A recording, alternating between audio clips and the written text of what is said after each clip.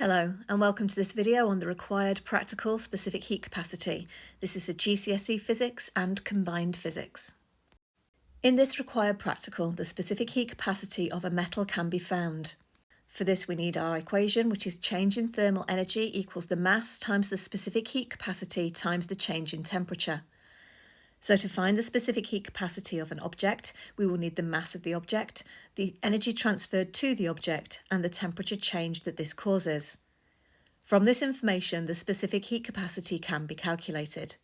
To complete this practical, we need to use an equation from the electricity topic, which is power equals potential difference times the current, or P equals V times I, and another equation from the energy topic, which is energy equals power times time, or E equals P times T. These equations will be used to find the change in thermal energy, delta E, of the object.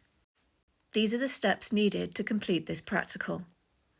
First, zero a mass balance and then measure the mass of the metal block. Record the mass. Wrap the metal block with an insulator and place the block on a heat-proof mat. Put a few drops of water in the smaller hole of the metal block and then add the thermometer. The few drops of water make sure that you have a good thermal connection between the thermometer and the metal block, and therefore your temperature readings are more accurate. Set up the circuit for the heater and place the heater in the block. Start the stop clock and take readings of the current, potential difference and temperature. Then take these readings every minute for the next 8 minutes. And these are the results of our experiment. Our independent variable, time, has been recorded in seconds. Current and potential difference have been recorded and haven't changed throughout the practical. Our dependent variable, temperature, has gone up steadily throughout the practical, which is what you would expect. And then our power and our energy need to be calculated. To calculate the power, you need to take the potential difference and multiply this by the current. And this gives us the results as follows. They're all the same. It's 24.0 watts. And then from that, we can calculate our energy change. Energy equals the power times the time. So we take our power for each row and multiply that by the time in seconds, and that will give us the energy change. Once you've calculated your energy changes, you can then plot your graph, and your graph should be a temperature against energy.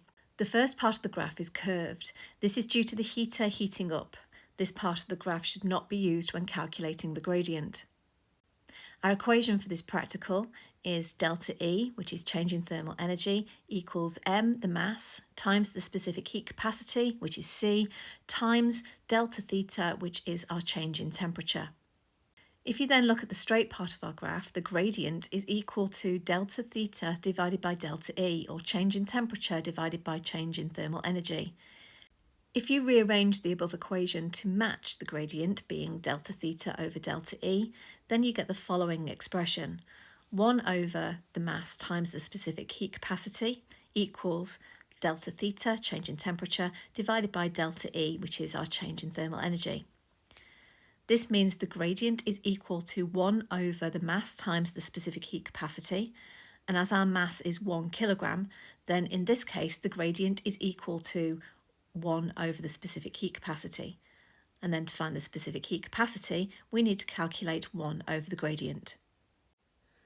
So let's go ahead and calculate the specific heat capacity for our results. First, you need 2 points on the line of best fit in the linear part of the graph, that's the straight part of the graph, and draw a large gradient triangle.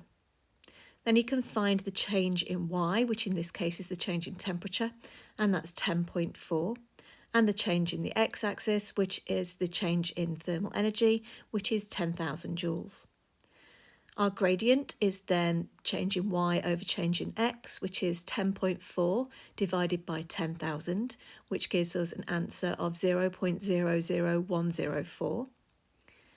Then we know from our maths that we worked out earlier that the specific heat capacity is 1 divided by the gradient, and that is in this case because our mass is 1 kilogram. And that gives us 1 over 0.00104, which gives us an answer of 962 joules per kilogram degrees C. Our answer is closest to aluminium, and aluminium's specific heat capacity is 913 joules per kilogram degree C. Our answer is greater, as not all of the energy went into the metal block. Some of that energy was dissipated into the surroundings. This means our energy readings are the energy that went into heating the metal block, plus the energy that went into the surroundings. Therefore, our energy readings are higher than they should be. That's all for this video. Thank you so much for listening.